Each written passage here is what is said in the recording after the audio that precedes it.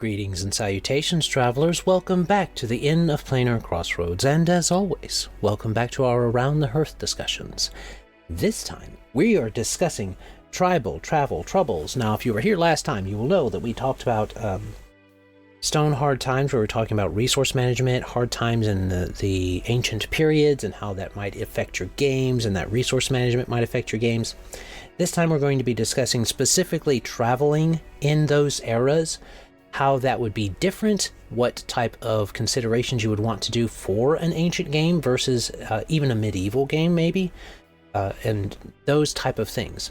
So, before we get into that, let's go ahead and do Dan's introductions and announcements. So, I will go first like I usually do, but then to mix it up, since he's had one to get in here, he's had one to get used to it, we're going to go to Pete, and then to Skrat. So, alright. I am Adam L. Spain with the Inn of Planar Crossroads and the Gentle Voice Ministries. You can check us out at innofplanarcrossroads.com or the IOPC.com. Either one of those should work. We have a YouTube, BitChute, Rumble, Twitch, Twitter, Instagram, Facebook, Subscribestar, PayPal, and Locals. All of those things. And you can interact with us on any of them. And I don't think that there's any announcements for November. We're recording this in October, but I don't think there's any in November that I need to announce. Oh. No, that's probably... It might have happened already, but I'm announcing for something else entirely. Over the Garden Wall is having a kind of claymation type of stop-motion thingy that happens in November as a anniversary type of thing for them. So, I don't know if it's any good, and I don't know if you should watch it or not, but hopefully it's good and hopefully you watch it, because I like Over the Garden Wall a lot. It's a yearly thing for me. So, that's my only announcement, and I'm not going to do it next time because it'll probably be done by then. So, that was my announcement. What about you, Tales from Elsewhere? Well, hi, I'm Peter, the creator and lead designer over at Tales from Elsewhere, a series of action horror tabletop role-playing games, first of which is Weird West. And I am happy to be back again on this channel. These guys are great and have helped me a lot to induct me into the world of YouTube, so it's been great. Happy to be here. All right. And then Skrat? I'm Skrat from Squirrel Plays. I guess I can say I design nuts, but that's not actually an official thing. So. I make videos talking about writing, world building, character design, all that kind of like on the writing front, but I also do a lot of TTRPG work where we have some of that crossover. I try and find the difference between the two, get to do some TTRPG reviews when somebody wants to send me. Unfortunately, I did get ghosted recently. It broke my heart. They were like, hey, you want to talk about our stuff? And I said, yeah. And that was it. They just left me on red. So, when they actually send me something, I review it. It's fun. It's cool. And similar to the way Pete got sucked into all this, the TTRPG community just pulled me right in. I was a new guy when I started. So it's been a lot of fun. Met a lot of cool people. Every time he tries to get out, they just keep pulling him back in. It's not that hard. His little squirrel body doesn't put up too much resistance. Just throw the net. He's got to get him out of his human mech suit first. That's the challenge. That's true. The access ports are not that easy to find. So, with you guys trying to figure that out, I think we're done with Dan's introductions and announcements. So let's get out onto our shout out. This time it's one of the people I'm subscribed to, Spencer Quaid Hobby. He has 1,020 subscribers at the moment. At least let me check. No, he has 1,030. No, we're already affecting it. Even though we're recording this in October and you're not seeing it till November and you can't respond until it doesn't matter. We're already doing it. So tell him that Inn of Planar Crossroads or Tales from Elsewhere or Skrat from a Squirrel Plays sent you, and check out his videos. The most recent one as of the recording of this video is creating a classic D&D encounter diorama, which looks like a five-person party versus an owlbear. So I'm betting on the party just for simple action economy, but I don't know. Well, if the owlbear gets inflicts some of those wounds from Tales from Elsewhere, man. Oh, it's true. I technically don't know what system they're saying. They just may be using classic D&D encounter as a flavoring. That's right. Abandon hit points, join the dark side of wounds and injuries. That's right. Join the dark side. We have wounds and injuries. I don't think that sells it as much as we're thinking. So, well, you can look like Darth Vader. He had wounds and injuries, right? The real hero of that story, right? Right. All right. Well, moving on to the actual discussion now that we're done with Dan's introductions and announcements and our Levi shout out. Go ahead and grab your preferred beverage. Join us around the hearth on this cool November evening. Well, it releases at midday, so cool November midday as we discuss tribal travel troubles. Skål.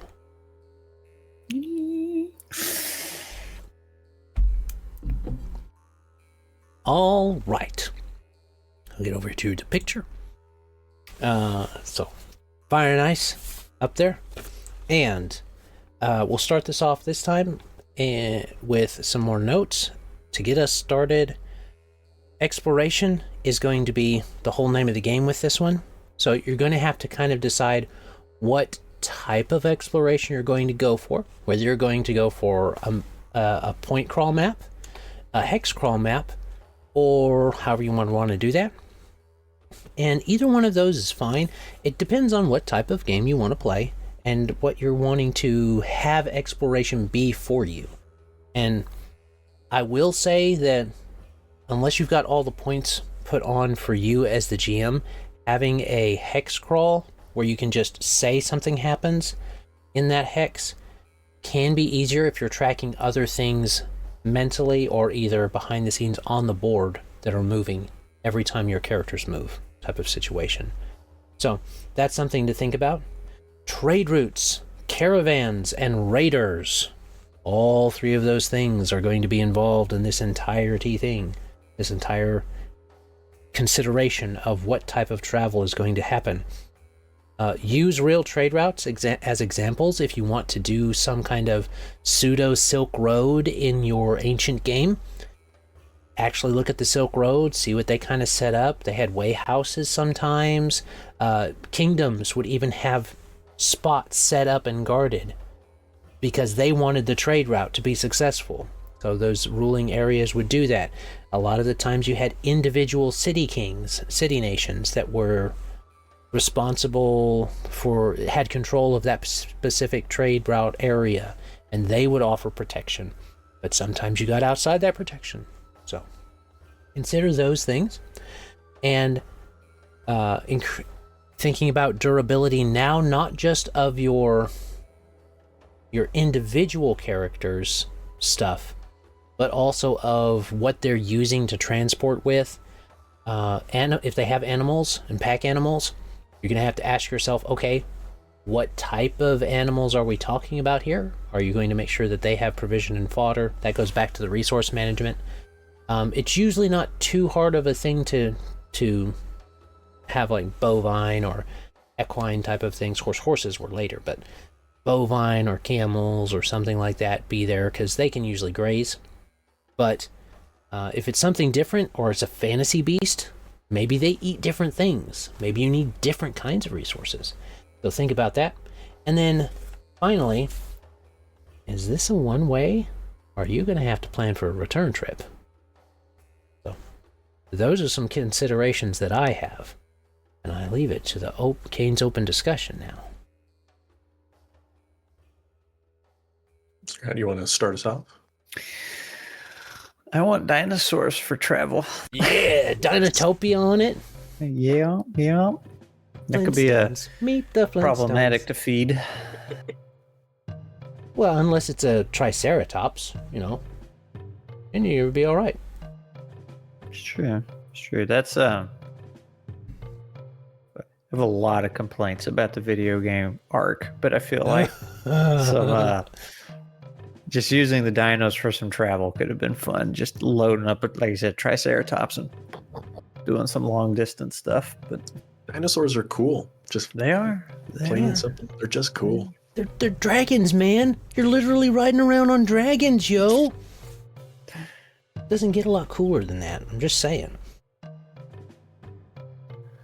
Kind of tying back to our previous conversation about picking eras and technology levels, that decision makes a huge difference for travel.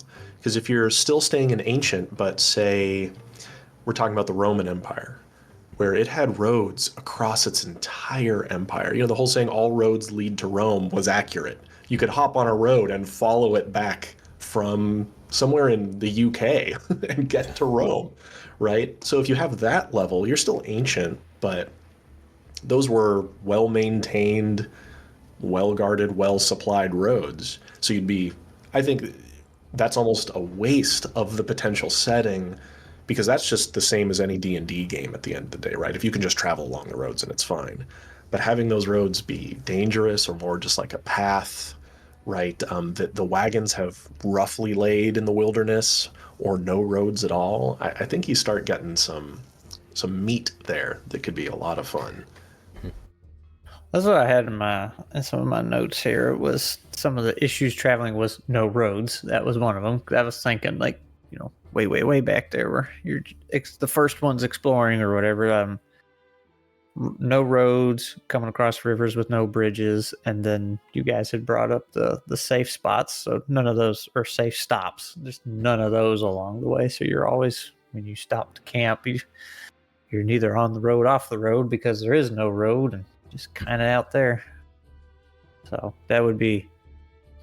I don't know how well it would translate to a TTRPG, but it could be definitely an interesting moment, movie or written story or whatever. Something as simple as trying to get across a river.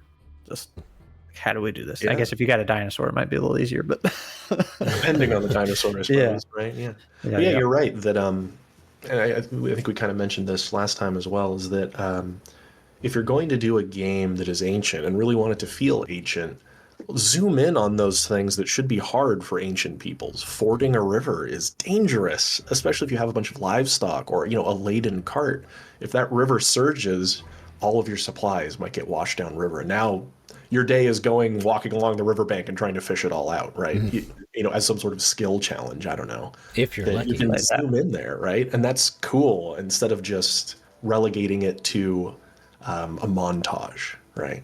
Yeah, that was something that was really, I'm just now thinking about, was lost on me when I was younger. Those old Western movies, like they had, a few of those had those where it's like, oh, they got the caravan. We got to get across this water. And I'm just like, it's water, man.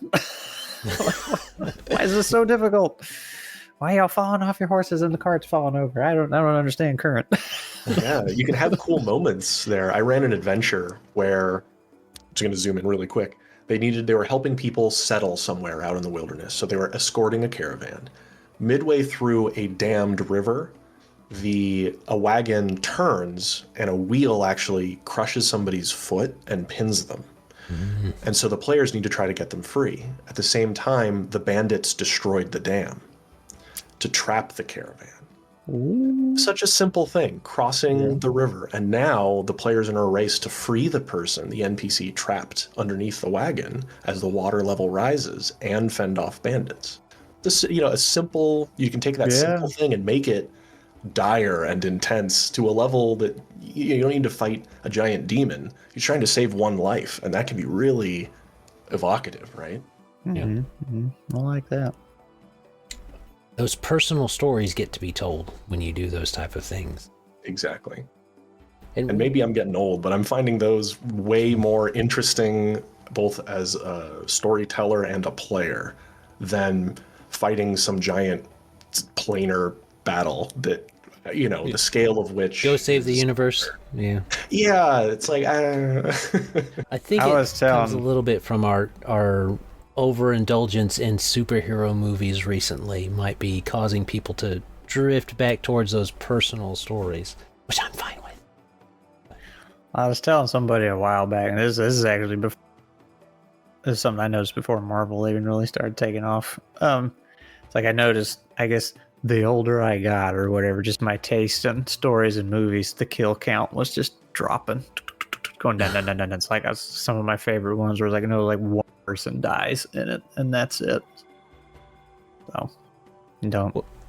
Well, even when you taking the best fantasy series ever written, Lord of the Rings, you take it and you're like, all right, it has a lot of battles in it, but because of the view you get of the stories, they all feel personal to those individuals. Like, even though Aragorn is the king and he's returning and stuff like that in the last book, he's still facing troubles that we care about on a personal level for him. Frodo and Sam are still facing personal challenges, even though they're out saving the world. What makes it dramatic for us is that it's trying them as people, as individuals. And so it's one of the reasons it's so well written, is that it doesn't fall into that trap of making it all about the big, huge picture. It's about small people interacting in a big story. You can do that a lot. Well said. Yeah. It's all about a one person, no matter how small, can steer the fate of history, right? Yeah. One person doing what's right can change everything. Yeah, it's great. But, with small actions, not somebody, like you said, Frodo doesn't defeat Sauron in a duel, right? He perseveres. That's how he wins, right? Well, he stays true. All the most powerful people didn't destroy the ring. Right. They were the distraction for the little people that did. So, but there's a lesson for everybody, right? When writing your stories, make the players care about the individuals. Give people names, right? If you destroy a town of people they've never met and have no names, that's not going to land as much as threatening one NPC that they know the backstory of, right? That's right. Let them love the little goblin they rescue and raise up, and then brutally murder. Oh, yes. Every time. I will have you know, just to be full disclosure, the goblin that my party rescued actually did live a long and healthy life. Well, she's effectively immortal, but that's happened later. So. My pro tip is don't use the buxom barmaid. Use the kindly Nana. Everybody will fight to protect the kindly Nana above all else. We gotta save Nana! Yeah, that is what I have found over the years, that kind of endearing character people will die for that character. So they like the Nana. So who's the barmaid? Oh, she's about, this high, silver hair, lots of wrinkles, and they're like, what? And they're like, yeah, that's the barmaid. You'd be surprised how much people will protect that character. Fair enough. Let's say, going back to traveling issues here, yes. Language barriers. This is another one I've tried dabbling with. Was in the 5e campaign, so nothing worked very well. But his shade counter goes up by 1. Yep. Depending on how far you're traveling and where and who you come across, that can become a problem. So, question for y'all: how do you deal with language barriers in the game, not real life with your players? Well, oftentimes, unless I really want the story to be about language barriers, I don't bother with anything substantive there. And I think that if a language barrier isn't something you solve by learning its language, it's something they need to find alternative ways to communicate around. I think that's more entertaining, right? If it's just a laundry list of, okay, what languages do we all know? Is it on this list? yeah, okay, if it's not, I cast comprehend languages and now we just keep going. But if instead they're forced to find another way to communicate people at the table, right? You know, you as a GM and the player miming or something, right, with what they want, and maybe having them roll some skill check to successfully communicate, or no skill check at all. That's more fun than just a hard barrier, because players usually don't have a way to learn a language, especially like day of, like when they run into some foreign peoples. So either like make it part of the story and something engaging for the player to interact with, or just don't do it, because otherwise, why even have that, right? If you're not going to actually do anything substantive with it. That's my stance. Yeah. The second campaign I did, we really wanted to do something with that, and they were going to different realms, realities, whatever. And everywhere was a different language they went in each chapter, and I made it so each player got to use one of their languages. So each chapter / adventure of that campaign, a different person was the lead spokesperson.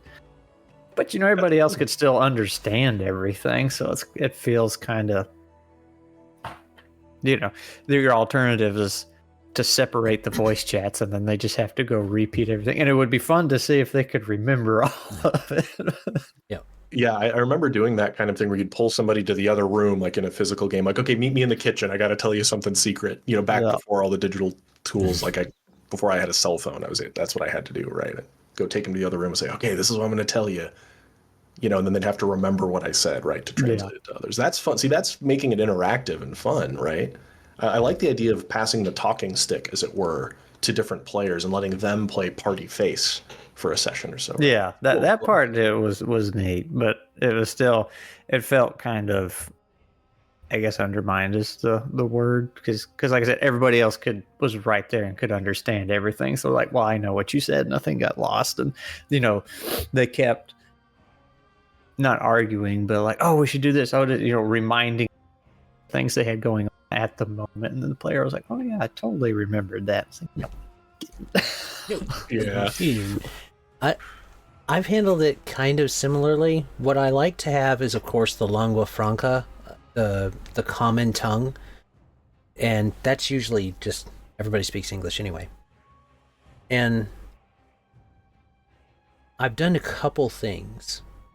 One thing I've done is the most complicated one that I've played with is Pathfinder 1E, and of course it has its languages and different things like that you can engage with. And those, I find that when you have the languages, at least lists of languages, and you tell the players these are going to come up, then they'll make a conscious effort when making their characters to diversify their languages, which does add it adds aspects to the characters. So that's a benefit that comes from it. But being able to do those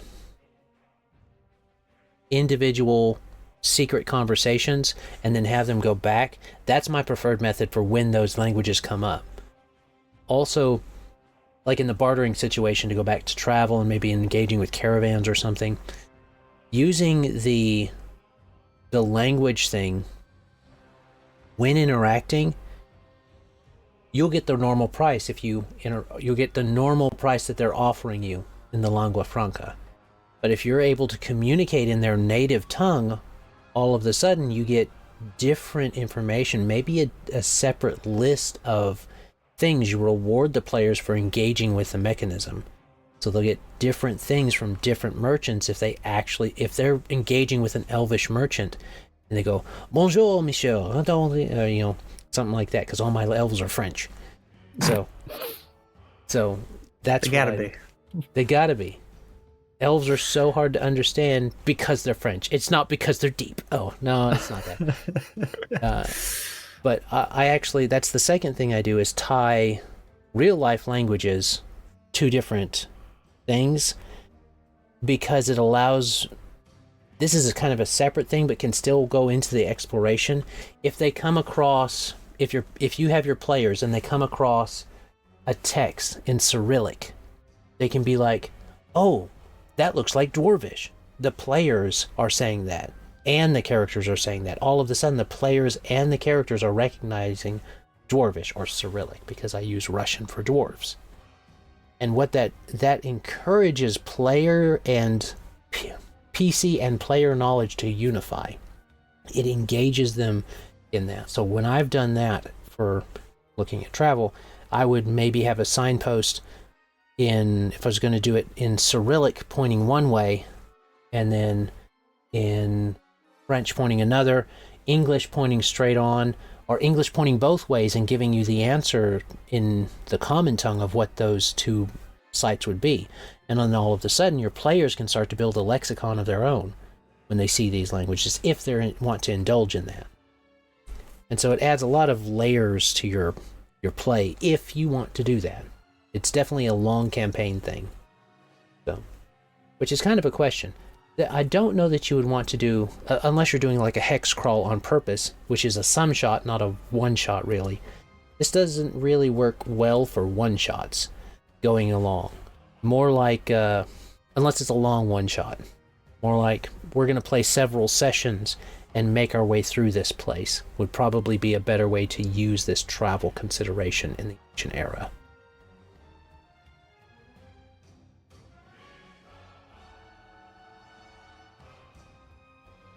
That's some of my points. Also consider distances, because if all roads lead to Rome, which interestingly they also had mile markers in Roman roads, they would pace it out and have literal mile markers, so it's not that far outside of the ancient world. The ancients weren't as ancient as we can tend to think they are. They're pretty advanced for what they were doing at the time. So, yeah. Thinking about those things, those travel markers, and how funny it is, it's Wild West exploration is what you would get with Magick in a setting. They have boomsticks. Yeah. They have special mechanisms that they would use for different things. It's what you would kind of get if you put magic into a system and didn't have healing magic or anything, but you had like offensive magic or constructive magic and stuff. Yeah, you'd have sending spells, which is the telegram. There you go. You have to go to a specific spot to send your magical message across the ley lines of the telegram. I mean, people of the mid-19th century could not explain to you how the steam engine worked. It was magic to them. Yeah. I don't know how it works. It just works. We take fire, boil water, and all of a sudden we're moving tons of metal. There you go. Choo-choo. What you said about distances, I think, is good to emphasize, is that, these days, even back in the 19th century, it was remarkable how fast you could move. I mean, when they were building the railroads to connect the East Coast and the West Coast, they would say you could celebrate, was it Christmas in San Francisco and New Year's in New York? That was revolutionary. That blew people's minds. Because normally, if we're doing an ancient game, if town was only 10 miles away from your farm, you are remote. There's no help coming to you from town if there's trouble. You are 10 miles away. Trying to walk that, or even that on horseback, would be quite a journey. Right now, I used to commute 20 miles to work every day. So having those distances really be emphasized and making that dramatic. So many things can go wrong when it takes so long to travel. You have to prepare just to take your supplies to town or make it to the next town. Assuming you don't have a fancy Roman road, of course. Yeah. Yeah, small distances matter so much more when it's not so safe. And that's cool, because you can have a whole campaign in a very small area, actually, and still have it be an epic journey without covering that many miles. Mm-hmm. One of these times we're going to have to talk about maybe like legacy characters and going through lifespans and stuff like that at some point. That's interesting too, passing down things. But that's for another talk. Another one. I ran a long-term game like that, so I'd love to be a participant in that conversation. Oh, I'm going to make a note in our little my around the hearth notes for that one. But we're getting pretty close to our Well, we're already at our shift over time, so it's time for Skrat's final question. So why don't you ask that question while I make this note, Skrat? Okay. I was going to say the legacy characters would be great in this setting because they're probably all so short-lived. You could go through them pretty quick. I don't know if you go biblical timelines. Then it's like, yeah, they're like The hundreds live was forever. 680 something? 900. Yeah. 900. 936, something like that. Anyway, I have a few. I'm not sure which one to use. I was going to ask about disease. It's a travel issue. Yeah. We didn't get into that one. Thought about how you would do underwater transportation in this setting. Something weird. But then another one was a little more straightforward, was have you ever made navigation a problem as far as from going point A to point B? Like when I had my first campaign there, most of it was localized, but one or two times they had to go off somewhere. And I was very new to tabletop anyway, so I didn't want to throw anything, but looking back, I don't know what I would have done because it was just like a 2-day horse carriage kind of thing. So have you ever, and how do you make travel difficult? Or the disease thing, how would you handle disease? Take your pick. The travel one, I think, is more on point, but for now, even though I could talk about diseases and afflictions for a long time, but in a game I ran, which was a high fantasy world in recession, where there was modeled after the fall of Rome, in that same kind of idea that you could have this grand empire, and now it's crumbled, and the players are playing then. So all their maps were from the height and were now inaccurate because it fell 100 years ago. So in order to navigate places, they would use outdated information. Landmarks would be gone or reduced to ruin that were on the map, because now these different cultures no longer even interacted with each other. And so they had to travel through these ruined kingdoms of various human cultures and try to reconnect with them and find out what's been going on. So all outdated information, if you're doing a fall of Rome, like that kind of timeline, is a really cool way to make players engage with the travel, because they'll have a map. It's just wrong. That was another thing that was on here in my notes, just not knowing where to go, but I guess that's part of the lack of roads. Yeah, most people know a cardinal direction, maybe, right? Yeah. Well, I mean, you got a big old bright circle in the sky going from one side to the other, so as long as you can see it, you got a good idea of where you're going. But for how I handle... Okay, so the disease thing, off topic, but indirect answer is trade routes make great avenues for spreading plague. But that's for you GMs to think about. Maybe it's a magical plague that the players are immune to and they don't know they're carrying it. The plague bearers. I like that, because it's exactly what happened in real life. But how I handle... Let me see. The trade route question was what again? Just how have you ever made navigation a problem? Have you, and how did you do it in your own games? I do kind of like the old school random encounter in some ways. Those are fun because as long as you keep the theming on point, you're not encountering some red dragon out just roaming around where there's no red dragons or something. But if you, for example, one of the things I did with my players is it was more of a point crawl because they were going from one city to another. They were on the Sword Coast. We were playing through Rise of the Rune Lords, and to spice it up, that we do the random encounters that would make it unique to them. So one of the random encounters was Shambling Mound. Well, I had it where they started to come up, and they were traveling on the road, and this Shambling Mound was traveling also, and it looked like it was about to like they were going to intercept. And so when they tried to speed up, I kind of rolled with the punch, and I kind of looked at the dice roll and be like, okay, it speeds up too because it does. And so they interpreted that as it trying to meet them in the middle and attack them. And so they killed the Shambling Mound. Well, they get to this farmer's house who's like, "Oh, I'm glad you got here. Have you seen this big mound of stuff and green things like that? Should be coming this way by now. It's about the time of year I need it." And I was like, what? Oh, whoops. He's a cattle farmer who had a big ranch, a bunch of animals, and he would put the refuse, the discarded portions out for the shambling mound. The shambling mound would clean it up and then leave.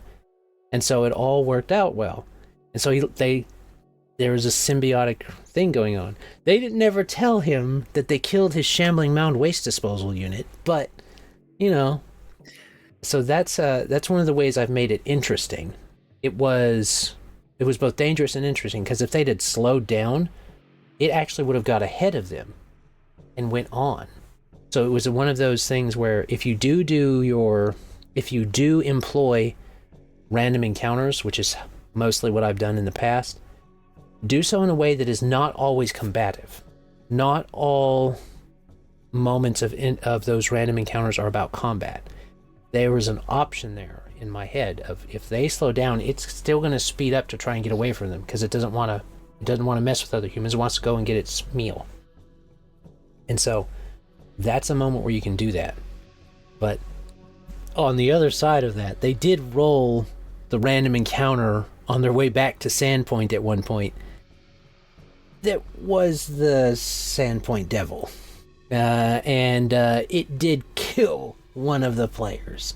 Oh no. So it was memorable. It turned him to ash, but it was memorable. I'm okay with player death in D&D. Yeah. It should. Controversial opinion. I've got a lot of hot I'm takes. sure he means he's okay with PC death in D&D. Yes. In game. So that's how I've made it dramatic.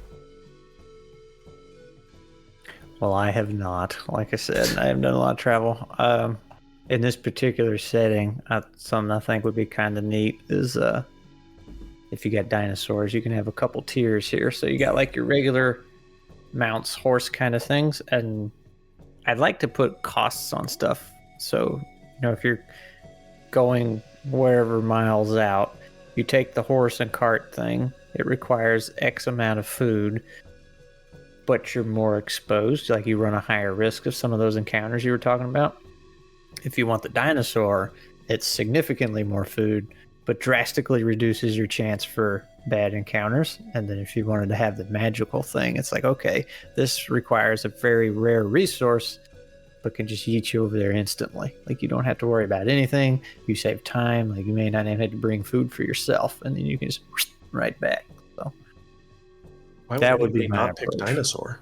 Yeah, I know, the dinosaur, right? It's fun. Yeah. Then you'd be wanting to find those encounters. That does bring up a cost-benefit, risk-reward type of thing of, you want to encounter dinosaurs at one point, but then you want to just take the eggs or something, I don't know, at the other, and then just abscond with a little bit of them, raise them up. And if you're playing legacy carries, raise them up so that your next character could have one that matures. Or maybe if you take the dinosaur route, depending on which one you take, maybe you have to go take them to an encounter to feed them. Oh. Depends, I guess, if you want an dinosaur. attack, they're not Deinonychus or not. So, All right. I think we're over our time, I think, right about where we want to be-ish. So, we hope you have enjoyed. We hope that you have also enjoyed our shout-out earlier, which was Spencer Quaid Hobby. You can check them out. Let me check that again, just to be sure. Yep. 1,030 subscribers. We're trying to get him up to 15. So 1.5, I should say. 1.5k. You can check him out. Check out Tales from Elsewhere, as well as A Squirrel Plays on YouTube, both of them on YouTube, and End of Planar Crossroads. As always, great day, God bless, and enjoy. Bye. Bye.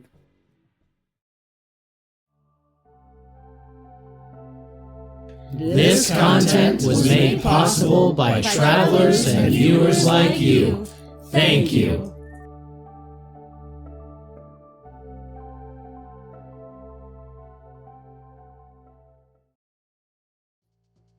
Beans. We did it. Be back in just 1 minute here. It is bathroom break, so Yeah, I was gonna say, yeah. take your bathroom breaks.